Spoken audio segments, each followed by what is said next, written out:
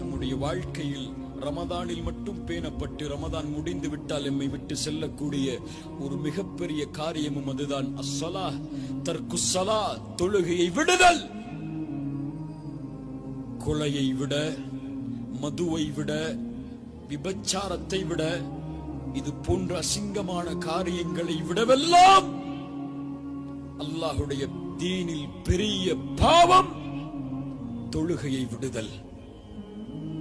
ரசூலுல்லாஹி ஸல்லல்லாஹு அலைஹி வஸல்லம் அதை குஃப்ரோடு இணைத்து சொன்னார்கள்.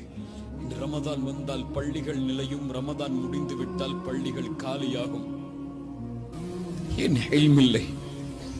தொழுகையை விட்டால் என்ன கூலி, தொழுகையை விட்டால் ஒரு மனிதன் என்ன ஆகுவான் என்ற எந்த விவரமும் அவருக்கு தெரியாது. உமா தீனுக், யார் சொல்ல முடியும் தீனில் இஸ்லாம் என்று இப்படி ஒரு வாழ்வை வாழ்ந்து கொண்டிருந்தால்